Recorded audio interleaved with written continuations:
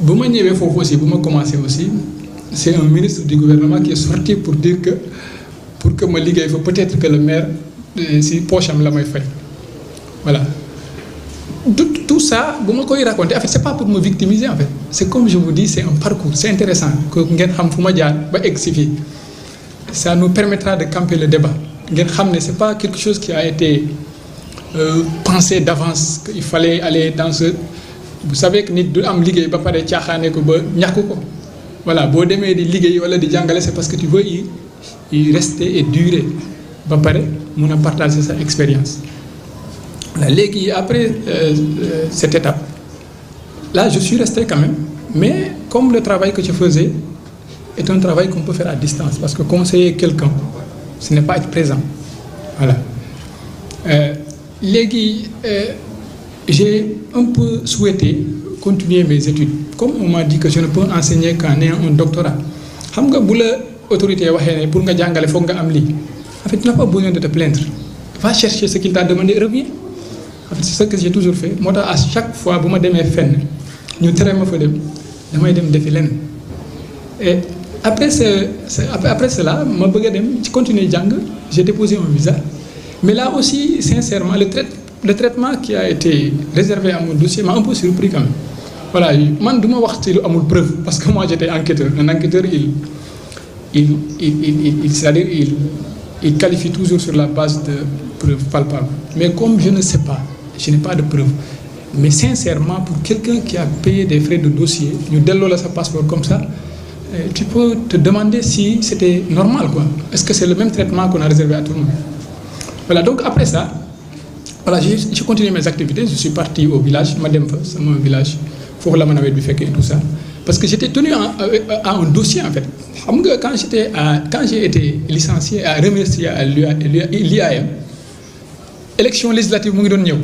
ñu bëri dañu ma proposer ne ma mon capitaine boo déposé rek di nga nekk député nous on va te soutenir et tout mais man du ma dugg si dara pour régler des comptes wala pour régler non man li may def moo koy def day dal sama xel parce que j'étais tenu par un dossier boo xam ne il n'était pas encore vidé et quand vous êtes tenu lu tax ñu rajo ma après 10 ans de service après tout ce que j'ai subi comme difficulté au cours de ma formation en fait ceux qui sont militaires eux ils savent moi au cours de ma formation j'ai mon dossier médical et à l'infirmerie on m'a brisé 2 doigts sama ñaari doigts yi dañoo damm dañ ko def donc en fait c'est autant de choses que nous avons vécues voilà léegi bu ma waxtaanee ak nit ñi ñu wax ma man leen non man je ne veux pas régler les choses comme ça de toute façon man bu ma démonter Assemblée nationale je ne règle pas le problème des Sénégalais parce que suñu niveau de démocratie eggul foo xam ne un député peut imposer de soi c'est vrai qu'il y a de très bons députés là-bas am na vraiment ñu si def liggéey bu am solo ay Guy Marius Sagna ay Pape Djibril Fall vraiment dama leen di seetaan te dama leen naw c'est des gens que je respecte beaucoup parce que les choses évoluent quand même waaw boobu on est passé à autre chose man leen non du ma engagé aussi loo xam ne vraiment juste pour avoir un poste nañu bàyyi dossier bi boo xam ne moo tax tey ñu rajo ma ba ñu vidé ko parce que c'est aussi une question d'honneur man lépp li may def comme li ma lay sama xol ak yàlla laa si jiital voilà et dans le traitement des dossiers aussi vous m'avez vu j'ai fait mon travail voilà je suis pas entré dans les détails kenn gisuma si ay affaires yu ñàkk fayda kenn musuma gis man si li ma liggéey ba léegi kenn musul dëgg dossier bu fuité pendant tous les centaines de milliers de dossiers que je traite doo mus a dëgg tu ne verras même pas une phrase sur internet boo xam ne ça vient de moi wala ñu ne la dafa fuité parce que c'est pas possible parce que moi je suis pas dans ça man je servais mon pays je servais ma patrie je ne servais pas des personnes voilà malheureusement c'est le souci Ousmane Faye est revenu sur ça léegi boo deful la volonté des autres tu es un ennemi à abattre c'est ce qui explique tout ça voilà léegi nag loolu yëpp bu xewee taxul ma baisser les bras parce que je voulais que comme je vous dis ceux qui me suivaient ceux qui me respectaient ñu xool fu may jaar gis nga dans la vie il faut pas baisser les bras il faut vous battre xam nga lépp lu la yoon may def ko gis nga toutes les grandes personnes yoo xam ne tey dañuy waxi seen biir seen ay jaloore c'est des personnes qui n'ont jamais baissé les bras On a des exemples. Il y a le professeur Cheikh Anta Diop, nous avons Cheikh Amadou Bamba, nous avons El Hadj Malick Sy. C'est des gens qui ont si c'est une époque, ils n'avaient même pas ce que nous avons aujourd'hui. Aujourd'hui, il y a, tout le monde est là. Et même dans mon village le plus reculé, où on n'a pas de réseau, peut-être si je ne sais pas, sur les arbres, pour pouvoir m'écouter. Donc, nous, on doit continuer à nous battre. Souvent, nous la bagnons. Parce que nous, tu ne pourras jamais les convaincre, parce qu'ils ont déjà un avis tranché sur toi.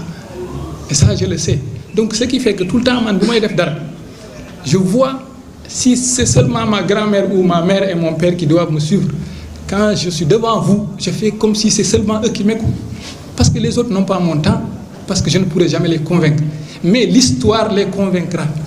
C'est ce qui est important. Donc, il ne faut jamais baisser les bras, il faut battre. Les gens diront n'importe quoi. Si vous suivez un peu mon parcours depuis 2021 et maintenant, il y a eu tellement de conférences de presse où on a prononcé mon nom, que je sais que le jour où j'ai dit que je ferais une conférence de presse, tout le monde s'est dit, mais qu'est-ce qu'il a à nous dire aujourd'hui?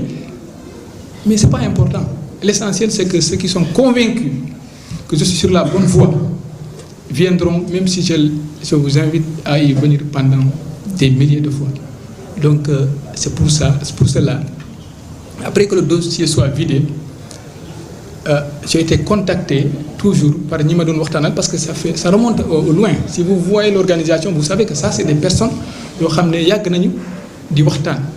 Même l'appellation, ce n'est pas une chose qu'on a précipitée. Peut-être que la période, elle peut un peu être suspecte, mais c'est normal parce que c'est une période. Il nous reste 4 mois pour des élections présidentielles. Mais au cours de ces 4 mois, dites-vous que le destin de beaucoup de personnes d'entre nous seront déterminés. Ça, je vous le dis. Moi, aujourd'hui, je ne me plains pas, comme je vous le dis. Mais si aujourd'hui, les mêmes pratiques continuent, mais à partir de février 2024, il faudra m'exiler. Vous pensez que je peux résister encore 5 ans dans ces conditions? On me dit que tu ne travailles pas, tu ne dois rien faire. En fait, tu dois juste rester chez toi ou travailler avec des personnes qui résistent. Donc, vous voyez que non, ça va être compliqué. Moi, comme je vous dis, moi, je n'écoute pas souvent ce que les gens disent. Je regarde les intérêts de mon pays et les intérêts des Sénégalais et je me bats avec ça. Voilà, c'est ainsi que nous nous sommes réunis. Nous avons voulu un peu faire connaître aux Sénégalais notre mouvement. Mouvement, il faut tout pour un Sénégal juste. Si nous avons tout pour un Sénégal juste, c'est par rapport un peu à mon parcours. Ça ne tourne pas autour de moi, mais c'est important parce que vous faites qu'on est failli casser mon vote. Peut-être toutes ces personnes n'allaient pas venir. Si tout le monde est là, mes amis et autres, il y en a que je ne connais même pas. Voilà. Imam Dramé ñëw na fi ak ay nit ñoo xam ne ñooñu mag nañ ma mag boo xam ne mag nañ sama papa sax donc c'est loolu boo ko gisee c'est parce que da ngay xam ne les gens te respectent te nit ñi bu ñu la respecté comme ni ma la wax combat booy def jiitalal ñu la respecté. Voilà, le mouvement il s'appelle Pour un Sénégal juste. C'est vu le parcours que j'ai c'est-à-dire vu le parcours par lequel je suis passé ba ma egg fii parce que boo leen gisee ni ñu ma sonnalee sonnaluñu ma sax parce que pour man comme li ma leen wax la rek balisage la rek xam nga destin nit tali la da ngay jël sa oto rek di dawal si tali bi am na ay doodaan am na ay jàddukaay am na ay obstacle mais c'est à toi de choisir boo ñëwee ba jàddukaay jàdd ñëwaat jëlaat tali bi outil continue. Maintenant il y en a qui continuent tout droit, qui n'évitent pas les doodaan ñu def accident, il y en a qui n'évitent pas les obstacles ñu def accident, il y en a qui essaient d'être prudents. Donc moi jarul victimiser. Pour moi c'était un chemin et peut-être qu'il fallait arriver à ça parce que c'est plusieurs portes qui étaient ouvertes et toujours ouvertes, mais il fallait que moi je choisisse la porte par laquelle je pourrais servir aujourd'hui. Et pour moi c'est la porte de la lutte contre l'injustice à travers ce mouvement. Voilà, parce que li ma am ci expérience, même si c'est pour être humble, c'est pas une très grande expérience. Comme je vous dis, un capitaine, peut-être pour vous les civils, c'est très grand. Mais dans l'armée, moi je fais partie des plus grands subordonnés. Si aujourd'hui on mettait en rang la gendarmerie, les officiers, peut-être je ferais partie des 10 les moins gradés. C'est pas très grand, c'est rien. Mais la grandeur aussi, c'est pas un grade, c'est un état d'esprit. Voilà, nit looy def pour xool ñeneen ne voit pas parce que da ngay gis kenn koo xam ne il a un rang de ministre mais vous le suivez, mais vous vous demandez, mais est-ce que cette personne-là, c'est vraiment,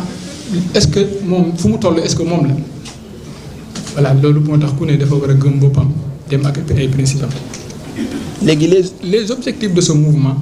bëggoon naa si ñëwaat tuuti voilà objectif mouvement bi mooy lu si gën a important mooy ngeen xam ne c'est xeex lépp luy xeetu injustice. xam nga injustice dafa bëri ay façon souvent ñun bu ñu waxee injustice rek on pense au tribunal décision judiciaire yi ñuy rendre foofu c'est pas ça. gis nga même la composition du tribunal même l'autorité c'est-à-dire nu ñu defaree autorité ministre de la justice procureur et autres loolu rek ça a été c'est injuste parce que imaginez-vous par exemple un procureur de la République bu dem def concours